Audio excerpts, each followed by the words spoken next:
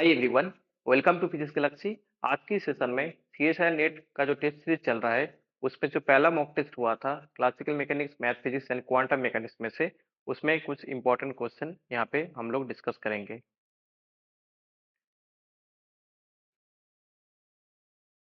पहला क्वेश्चन देखिए क्या है कि द वेव फंक्शन एक गिवन है और जहाँ में बोला गया है कि पार्ट ऑफ जो पोटेंशियल है वो है कि V naught under a naught X square under R. और क्वेश्चन में पूछा जा रहा है कि then find the fast product correction of energy. और ये जो वेव फंक्शन है हाइड्रोजन एटॉम का वेव फंक्शन है और इसमें देखिए कि नॉर्मलाइज जो फॉर्म आता है तो ए। और देन आपको जो पूछा जा रहा है कि इसमें फास्ट प्रोडक्ट एनर्जी करेक्शन क्या आएगा। और हाइड्रोजन एटॉम का जो केस होता है कि स्पेरिकल पोलर कोऑर्डिनेट यूज होता है उसमें, तो इसलिए एक्स इक्वल टू क्या लगाएंगे कि X equal to R sine theta cos phi. तो इसमें से जो रिजल्ट आ रहा है इसको कैलकुलेट करने से वी नॉट अंडर टू, तो जो ऑप्शन सी में है। नेक्स्ट देखिए कि कॉम्प्लेक्स से क्वेश्चन पूछा गया था कि let z equal to half plus root three under two of I whole over one under four be a given complex number. assume that the principal argument of the z satisfy the condition argument of principal argument of z, that is limit actually minus pi to less than equal to pi, then which of the following statement is incorrect। तो बोला जा रहा है कि इसमें कौन सा option correct नहीं है। तो पहला जो है कि इसका मैग्नीट्यूड, पहला ऑप्शन में पूछा गया था कि the magnitude of Z is one.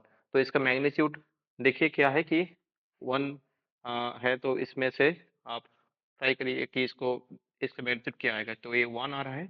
और नेक्स्ट जो है कि इसमें जो है कि जेड फोर एंड सेकंड जो ऑप्शन है and Z to the power four of Z to the power four of bar that is actually equal to one आ रहा है। तो है is denote the complex conjugate, तो ये भी सही है। फर्स्ट ऑप्शन भी सही है, सेकंड ऑप्शन भी सही है। और नेक्स्ट थर्ड ऑप्शन जो कुछ बोला गया था in polar form of one of the value of Z is E over I pi under twelve. Polar form क्या है कि ऐसा होगा। तो इन पोलर फॉर्म क्या होगा कि इसमें जो आएगा कि cos of theta plus two के पाई अंडर फोर, तो ये आ रहा है। और इसमें देखिए कि ये जो है एक्चुअली जेड इक्वल टू, ये करेक्ट है। द प्रिंसिपल आर्गुमेंट अब जो है कि ऐसा रिजल्ट जो आ रहा है कि ई over I pi under 12. So that means polar form of the one value of the z is e over I pi under 12. Okay, तो ऐसे ही है। तो नेक्स्ट देखिए the principal argument of z to the power 4 क्या होगा कि pi under 6। तो यहाँ पे देखिए कि प्रिंसिपल आर्गुमेंट जो होता है थीटा, वो होता है टेन इनवर्स ऑफ जो है कि यहाँ पे जो आ रहा है रूट थ्री, जो है कि पाई अंडर थ्री। एक्चुअली यहाँ पे क्या था कि ऑप्शन में प्रिंसिपल आर्गुमेंट क्या बोला जा रहा है कि पाई अंडर सिक्स होना चाहिए, बट इसमें पाई अंडर थ्री आ रहा है। तो इसलिए ये जो स्टेटमेंट है ये इनकरेक्ट है, बाकी जो सारे स्टेटमेंट है वो करेक्ट है। नेक्स्ट क्वेश्चन देखिए the energy of A one dimensional system if force is given fx equal to minus of k in x to the power 2n minus 1 where k and n are the two positive constant is e naught, the time period of the oscillation tau satisfy given the potential vx v equal to 0 as x equal to 0। तो ये जो question है ये इसमें से question पहले भी पूछा गया है नेट में। और इसमें देखिए कि मैंने यहाँ पे कंप्लीट सॉल्यूशन कर लिया है, बट आप लोग इसमें क्या करना कि टाइम पीरियड जो होता है इसे एक्चुअली क्या है, टाइम पीरियड डिपेंडेंसी जो होता है इस प्रोपोर्शनल टू जो रिजल्ट आ रहा है देखिए कि के over minus of one under two N, और इसमें एनर्जी के साथ जो आता है that is one minus N under two N. तो ये डिपेंडेंसी याद रखना। तो ये स्ट्रेट फॉरवर्ड ये आता है एक्चुअली ये जो एक्शन वेरिएबल प्रिंसिपल से। तो इसमें कंप्लीट सॉल्यूशन है, बट इसमें देखिए कि ये जो पोटेंशियल था कि एफ एक्स गिवन था, एफ एक्स से आप पोटेंशियल कैलकुलेट कर सकते हो कि F X equal to minus of D V under D X. तो इसमें से वी आ रहा है और इसमें के जो है एक्चुअली ये कांस्टेंट है। कांस्टेंट के साथ काफी बार क्वेश्चन पूछा जाता है कि टाउ का डिपेंडेंसी क्या आएगा। कांस्टेंट के साथ आता है कि one under two minus of one under two N. और जो एक्चुअली एक एनर्जी का जो डिपेंडेंसी आता है टाउ के साथ, एनर्जी का डिपेंडेंसी आता है कि one minus N under two N. ये दो फॉर्मूला आप याद रखिए। और नहीं तो आप इसमें कैलकुलेट भी कर सकते हो एक्शन वेरिएबल प्रिंसिपल से, जो है कि J equal to close line integral of T D X. P इसमें से आ रहा है, तो इसमें कैलकुलेट करने से जो रिजल्ट कंप्लीट आ रहा है कि यही आ रहा है। और इसका डिपेंडेंसी आप अच्छे से याद रखना। तो इसमें पूछा गया था कि एनर्जी का डिपेंडेंसी क्या होगा, तो ऑप्शन जो है कि E not over 1 minus N under 2n। Okay, तो right option is option B. Next question, a particle of mass h m interact with the potential Vx equal to minus of lambda del x. So this is the Dirac delta potential and this potential is always attractive potential. तो इसमें बोला गया है कि in the figure normalized wave function given है for specific two region के लिए, this is region 1 and this is region 2, और इसमें बोला गया था कि the given wave function is continuous at X equal to 0 but not differentiable at X equal to 0। तो ये एक्चुअली क्वांटम मैकेनिक्स का जो प्रॉपर्टी होता है वेव फंक्शन का, उसमें थोड़ा इसमें चेंज आता है डिराक डेल्टा पोटेंशियल के लिए, और इसमें जो ये डिफरेंस आता है first order derivative of X equal to 0 point पे दोनों दोनों रीजियन में, उसको बोला जाता है अमाउंट ऑफ डिसकंटिन्यूटी। तो जिसका रिजल्ट जो आता है, एक्चुअली देखिए कि इसमें टोटल कैलकुलेट करने से, तो पहले आप इस रीजियन में स्वरंजन इक्वेशन लगा दीजिए और इसमें पोटेंशियल क्या था 0, तो यहाँ से एक रिजल्ट आएगा। तो सिमिलरली सेकंड रीजन में भी आप स्वरंजन इक्वेशन लगा दीजिए, तो उसमें भी एक रिजल्ट आएगा जो है कि phi 1 phi 2। Okay, so then जो है कि इसमें नॉर्मलाइज्ड वेव फॉर्म जो आएगा ऐसे आ रहा है जो क्वेश्चन में गिवन था, और फिर इसमें बाउंड्री कंडीशन लगाना है कि at at X equal to 0 पे, तो क्या होगा इसमें से जो डिफरेंस आ रहा है this is actually amount of discontinuity, वो जो आ रहा है कि minus of lambda 2m root of lambda under as का स्क्वायर। तो ये थोड़ा कैलकुलेशन देख लीजिए, इसको बोला जाता है अमाउंट ऑफ डिसकंटिन्यूटी। तो जो रिजल्ट आ रहा है माइनस ऑफ 2m लैम्डा और root of gamma under as का square. So that means actually जो रिजल्ट है ए ऑप्शन जो है करेक्ट है, ऑप्शन जो बी में है। नेक्स्ट क्वेश्चन देखिए, एक क्लासिकल मैकेनिक्स से पूछा गया था, a planet of mass m moves in the inverse square central force field of the sun of the mass m at the center of an ellipse। okay, तो क्या है कि एक इलिप्स है जो यहाँ पे सॉल्यूशन में मैंने ड्रॉ किया है कि एक इलिप्स है, और उसमें क्या है कि जो है कि semi major axis of the orbit is actually if the semi major and semi minor axis of the orbit are the A equal to alpha and B equal to alpha under 2। A था, ठीक है, तो A equal to alpha and B equal to alpha under 2। The velocity at semi major distance is given by, तो velocity क्या होगा, तो देखिए कि assume sun is at the centre of the elliptical orbit, तो then the conservation of energy से क्या आएगा कि half of M V square V one का square minus G of M M A and equal to half of M of V two का square minus of G M M under B. Okay, तो इसलिए देखिए कि conservation of then momentum लगाना है, तो momentum क्या होगा कि L equal to M V one A equal to M V two of B. तो इसमें से जो रिजल्ट आ रहा है कि एम एम यहाँ पे कैंसिल आउट हो रहा है, तो then V two equal to आ रहा है कि V one A under B. तो ये रिजल्ट यहाँ पे आ गया।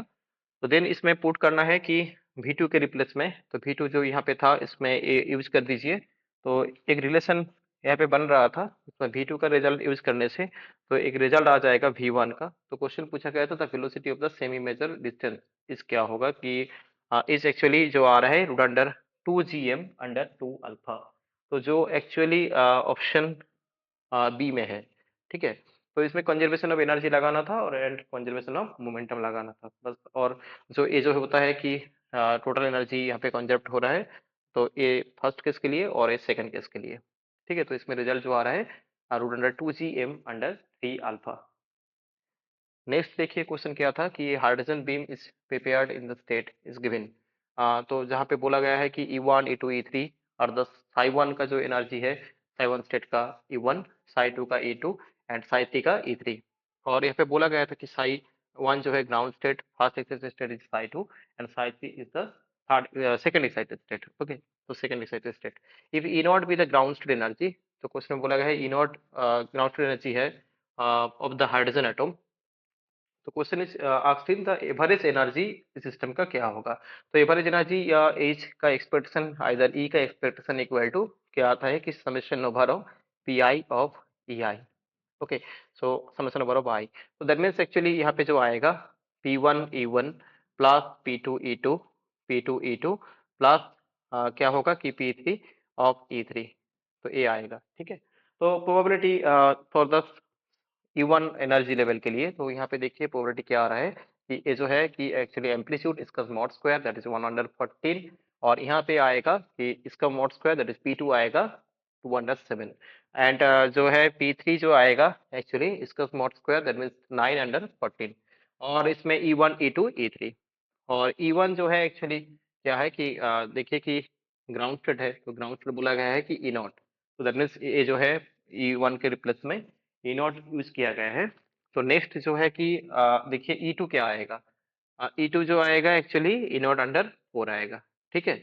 और नेक्स्ट क्या आएगा कि ई नॉट अंडर 9 आएगा, क्योंकि हाइड्रोजन एटम का जो एनर्जी होता है En equal to -13.6 under N square of EV, तो इसलिए एन का वैल्यू पहले तो है कि एन का वैल्यू अब 1 कंसिडर करिए तो ई नॉट आ रहा है वो, तो देन एन का वैल्यू 2 आएगा, तो देन क्या होगा कि 4, ई नॉट अंडर 4, फिर ई नॉट अंडर 9 होगा, क्योंकि 1 2 3 ऐसे होता है एन का वैल्यू।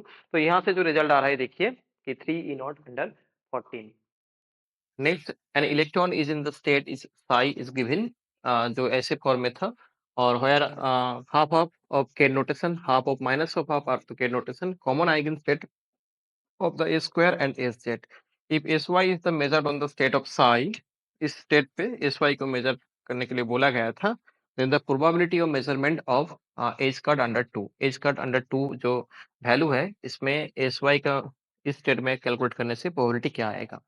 तो साई जो गिवन है ए है, ठीक है, और इसमें देखिए कि इसमें जो रिजल्ट आ रहा है कि 1 माइनस ऑफ 2y अंडर 2 ए आ रहा है, और एक्चुअली क्या है कि इसमें देखिए कि 1 0, और ऐसे करके लिख देना है कि ये जो है 0 1 स्टेट, तो फिर एस वाई जो होता है पाउली स्पिन मैट्रिसेस पे एच का अंडर 2 0 माइनस आई 0, तो फिर देखिए कि ये जो साई 1 है एस एक्स ऑपरेट के लिए, तो आई का अंडर 2 के लिए ये आता है, तो फिर आपको जो चाहिए कि P of H cut under 2, तो जो एक्चुअली होगा, actually this is actually S Y, तो एक्चुअली ये जो होगा एस वाई ऑपरेटर, ठीक है। तो फिर क्या होगा कि साई वन साई पे साई वन को आपको फाइंड आउट करना है, तो देन उसका mod square under expectation value of either bracket notation of Sai, that means actually क्या है कि इसमें रिजल्ट जो आ रहा है कि 1 अंडर 18, तो इसलिए इसका जो रिजल्ट आएगा ऑप्शन ए, तो 1 अंडर 18 जो ऑप्शन है वो करेक्ट है। नेक्स्ट देखिए, the if the root mean squared momentum of a particle in the ground state n equal to 0 of a one dimensional simple harmonic potential is p naught, then its root mean square momentum in the nth excited state, तो p जो होता है कि root under of m omega is cut of p cap, that is equal to p को लिखा जाता है कि नंबर ऑपरेटर से a minus of a dagger root under of i 2i, okay. तो देन पी स्क्वायर करने से ये रिजल्ट आ रहा है, और ये जो एन है ये नंबर ऑपरेटर है, तो इसमें से देखिए कि पी स्क्वायर का एक्सपेक्टेशन वैल्यू ए आएगा, तो फॉर एनी स्टेट के लिए एन के लिए क्या होगा कि ए स्क्वायर का एक्सपेक्टेशन 0 होता है, डैगर स्क्वायर का एक्सपेक्टेशन 0, और 2n प्लस 1 का वैल्यू आता है कि 2n प्लस 1, ये जो है एन जो है कैपिटल एन जो है नंबर ऑपरेटर, तो देन क्या हो रहा है कि पी स्क्वायर का जो expectation value 2n plus 1 M omega is cut under 2, and P का जो एक्सपेक्टेशन वैल्यू होता है 0, कोई ऑड डिपेंडेंसी ऑड पावर में रहेगा कि मोमेंटम, तो क्या होगा 0 होगा, कि इवन में क्या होगा रिजल्ट आएगा, तो ये रिजल्ट आ रहा है।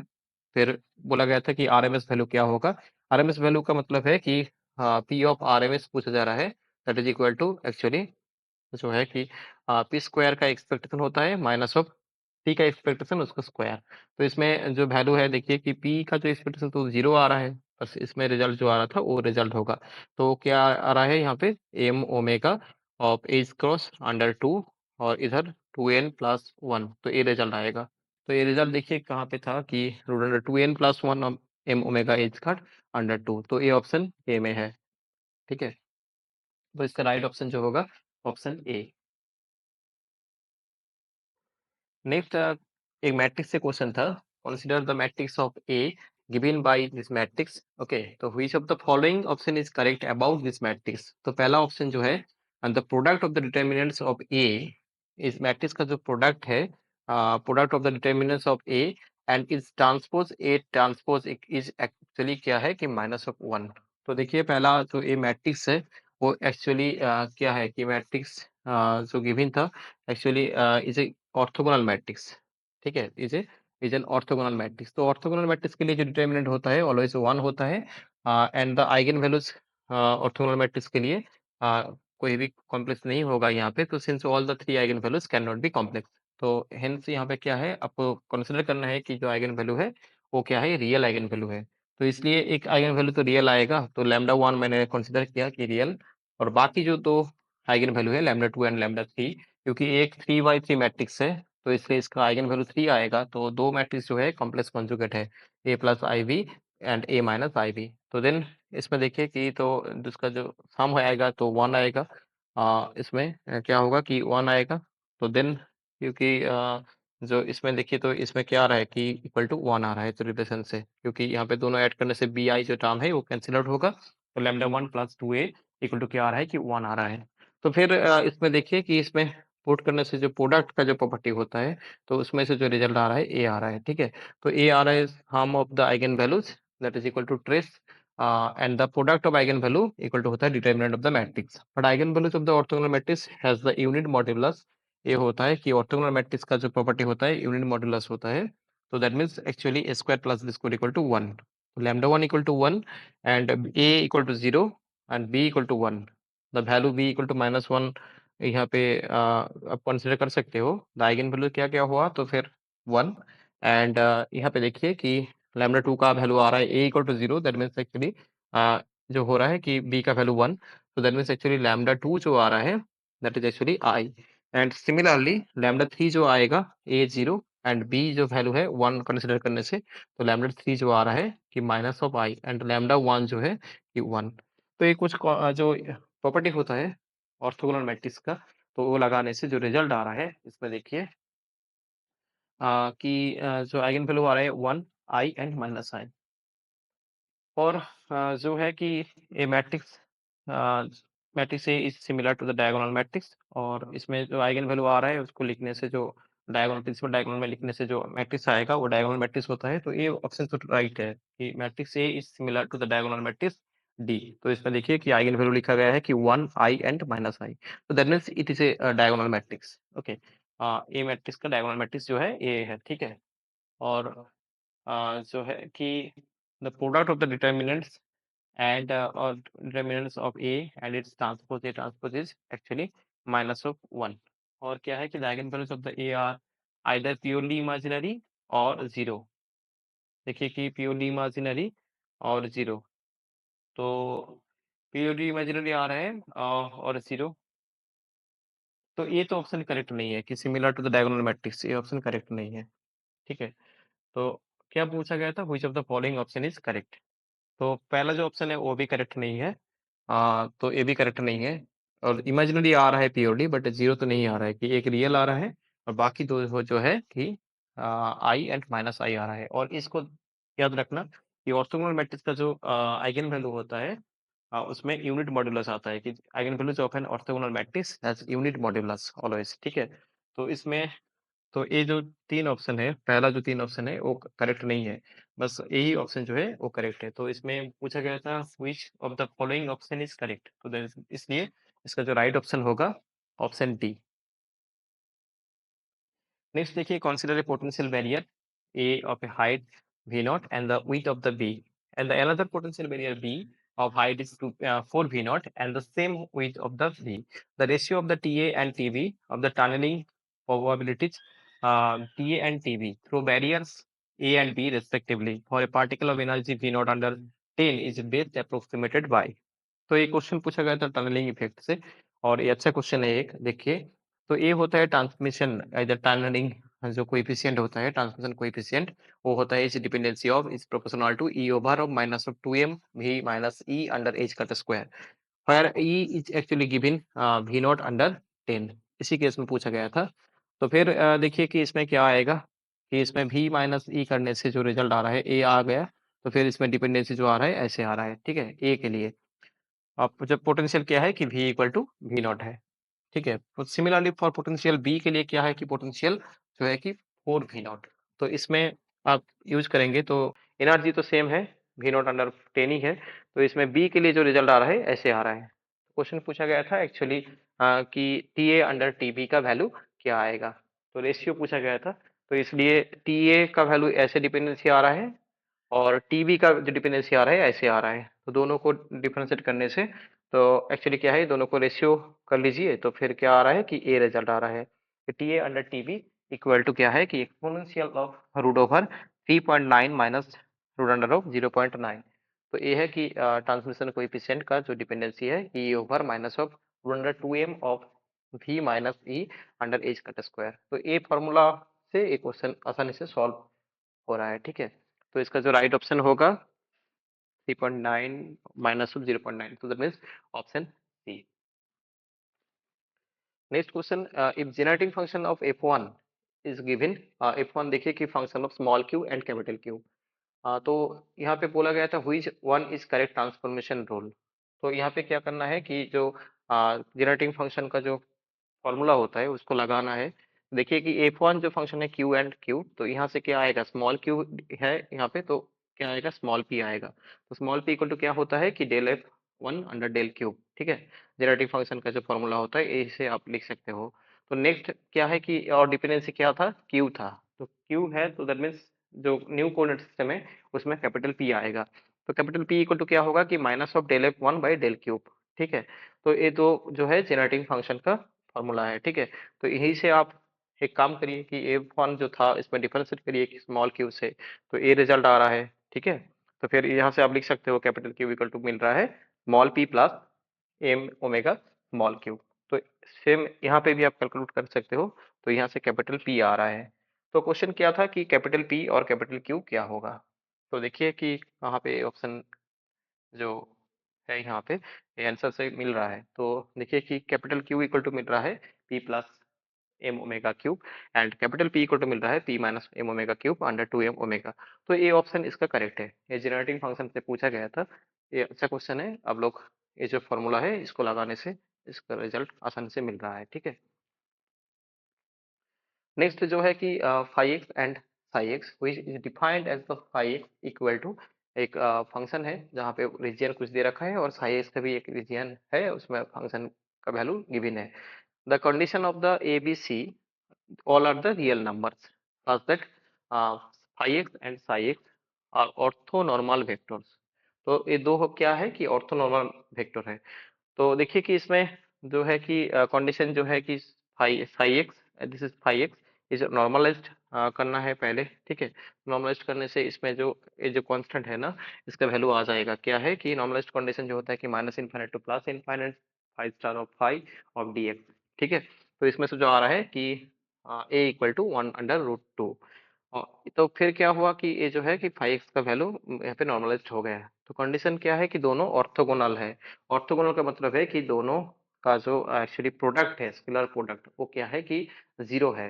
तो दैट मीन्स एक्चुअली ये जीरो है, तो दैट मीन्स इंटीग्रेशन में क्या आएगा कि phi star of psi of D X equal to zero. ये ऑर्थोगोनल कंडीशन है कि minus infinite to plus infinite. तो फिर यहाँ पे देखिए कि ए का वैल्यू मिल रहा था ऑर्थोगोनलिटी से, और यहाँ पे आ रहा है कि B X plus one, B X plus C ये गिवन था ऑफ डी एक्स। यहाँ पे क्या मिल रहा है कि सी इक्वल टू जीरो आ रहा है। तो कंडीशन क्या है कि साई एक्स इज नॉर्मलाइज्ड। तो साई को भी नॉर्मलाइज करना है, तो फिर यहाँ पे बी जो मिल रहा है अंडर 3/2। तो देखिए कुछ कांस्टेंट का जो वैल्यू है वो पूछा गया था। यहाँ पे जो ए बी सी यूज हुआ है उसको पूछा गया था। तो ए का वैल्यू 1/√2 आ रहा है, जो देखिए कि ऑप्शन सारे में है, ठीक है। ए बी सी डी सब में ए इक्वल टू 1/√2 है। बट बी का वैल्यू क्या आ रहा है कि बी का वैल्यू आ रहा है √3/2। तो ये ऑप्शन सी और डी में है, ठीक है। और सी का वैल्यू क्या आ रहा है कि जीरो। तो सी का वैल्यू देखिए सी ऑप्शन में 1/√2 है, बट डी में सी इक्वल टू जीरो है। तो इसलिए इसका जो राइट ऑप्शन होगा only D. Next, the Fourier transform of the function H T equal to beta E over minus of alpha T और जीरो, ठीक है। तो पूछा गया था कि एज ऑफ एफ क्या होगा। तो देखिए टाइम डोमेन से फ्रीक्वेंसी डोमेन में क्वेश्चन पूछा गया था। और फूरियर ट्रांसफॉर्म का जो डेफिनेशन होता है, H of F equal to integration minus infinite to plus infinite H T of E over minus of J 2 pi F T of D T. तो इसमें इंटीग्रेशन करने से जो रिजल्ट आ रहा है, तो क्या है कि beta under under alpha square plus 2 pi F का square E over J tan inverse minus of 2 pi F under alpha. जो ऑप्शन में देखिए एक्चुअली ऑप्शन जो है ऑप्शन डी में है। Beta under alpha square plus 2 pi F का square E over J tan inverse minus of 2 pi F under alpha. तो ये ऑप्शन करेक्ट है। Next, a ball initially at rest is dropped from a height h above the floor, bounces again and again vertically. Okay. So if the coefficient of the distribution between the ball and the floor is 0.4, the total distance traveled by the ball before it comes to rest. Okay, तो क्या है कि जो है इसका velocity जो होता है कि v equal to under 2gh और इसमें v1 इक्वल टू a आएगा वेलोसिटी जो होता है, then v square equal to u square minus 2gh, ऐसे फॉर्मूला लगाने से तो क्या है कि ये रिजल्ट आ रहा है। ठीक है, और ये पहला केस में है। तो नेक्स्ट क्या आएगा, तो सिमिलरली h1, तो देखिए पहला जो बॉल बाउंस हो रहा है वो h1 है। ठीक है, तो फिर ये जो फिर बाउंस हुआ है वो क्या है, h2 है, देन उसका थोड़ा कम होगा, देन ऐसे कम होगा, तो एक ऐसे करते करते एक टाइम क्या होगा वो रेस्ट में चला जाएगा। ठीक है, तो देखिए कि h1 h2 ऐसे करके क्या होगा, ए जो फॉर्मूला है स्क्वायर एज होता है, then e to the power 4 as होता है, then e to the power 6 आता है, तो ऐसे करके चलेगा। ठीक है, तो देखिए कि पहला केस में क्या होगा कि सिर्फ डाउनवर्ड होगा, तो इसलिए एज हो रहा है। तो नेक्स्ट केस में क्या होगा कि इसका वैल्यू आप मान लीजिए कि h1 है, तो ये पहले आप होगा, देन यही से फिर रिटर्न भी करेगा, तो दैट मीन्स एक्चुअली 2h1। तो फिर इसमें क्या होगा, इसको h2 मान लीजिए, तो पहले आप होगा, देन बाउंस हो रहा है, तो देन मीन्स एक्चुअली h2 फिर आएगा, तो दैट मीन्स 2h2 आ रहा है यहाँ पे। ठीक है, तो ऐसे करके चलेगा अप टू इनफाइनाइट। ठीक है, तो फिर यहाँ का पे जो सीरीज आ रहा है इसका रिजल्ट है कि ए आ जाएगा 1 अंडर 1 माइनस ऑफ स्क्वायर। तो यहाँ पे जो रिजल्ट मिल रहा है कि H of 1 plus square under 1 minus of square. तो ई का वैल्यू क्वेश्चन में गिवन था, ई इज एक्चुअली गिवन 0.4। तो इसमें कैलकुलेट करने से तो जब बॉल क्या है कि रेस्ट होने के पहले जितना टाइम ट्रैवल करेंगे वो करेंगे, वो है कि 1.38 क्या है कि एज हाइट, जो पहला हाइट था उसमें से इतना गुना डिस्टेंस वो ट्रैवल करेगा। ठीक है, 1.38 एज। तो ये फॉर्मूला इंपॉर्टेंट है, इसमें जो है कि ये जो रिजल्ट आ रहा है इसमें ऐसे करके बढ़ता है। ठीक है, नेक्स्ट देखिए कि the generator of the infinitesimal canonical transformation is G equal to Q P. Which of the following is infinitesimal canonical transformation for the parameter of epsilon? This is actually a specific transformation that is called the infinitesimal canonical transformation. Assume old coordinate is the qp, small qp, and the transform of a new coordinate that is actually capital q prime and p prime. Okay, तो देखिए q से क्या हुआ कि q prime हो रहा है, तो ऑप्शन में चार ऑप्शन ऐसे था कि ऐसे करके जे पी में पी प्राइम हो रहा है, तो इसमें से कौन सा इन्फेंट्स में केमिकल ट्रांसफॉर्मेशन होगा। तो इन्फेंट्स में केमिकल ट्रांसफॉर्मेशन का जो कंडीशन होता है कि जी इज एक्चुअली क्या है कि G is actually generator. Okay, this is actually generator. Okay, then क्या है कि minus of epsilon of del G under del Q equal to A आ रहा है। ठीक है, तो डिफरेंशिएट करने से देन इसको आप ऐसे लिख सकते हो कि del of P of something, और इसमें जो आ रहा है कि डेल क्यू आ रहा है। ठीक है, तो एक्चुअली क्या है कि जो आप कैलकुलेट करने चाह रहे हो उसको मिलना चाहिए। ठीक है, तो फिर क्या हुआ यहाँ पे देखिए P prime minus of P equal to del of P से, दैट इज एक्चुअली ए आ रहा है। ठीक है, तो P prime minus P equal to minus of epsilon of P आ रहा है, और Q prime minus Q equal to epsilon of P आ रहा है। तो इसमें देखिए कि रिजल्ट क्या होगा, तो पी प्राइम इक्वल टू यहाँ पे क्या आ रहा है कि पी प्राइम इक्वल टू जो आ रहा है कि P minus of epsilon of P, that means actually 1 minus of epsilon of p। Okay, तो ये किधर है देखिए कि p प्राइम जो है कि 1 माइनस एप्सिलॉन ऑफ p, तो ये इधर है और इधर भी है। ठीक है, तो नेक्स्ट सिमिलरली q प्राइम क्या है, q प्राइम इक्वल टू आ रहा है 1 प्लस ऑफ एप्सिलॉन, तो 1 प्लस ऑफ एप्सिलॉन इधर है सिर्फ, और इधर 1 माइनस एप्सिलॉन है, तो ये ऑप्शन करेक्ट है, ये ऑप्शन डी। तो ये टोटल यहाँ पे हम लोग 15 क्वेश्चन डिस्कस किया है, तो अभी इतना ही। Thank you.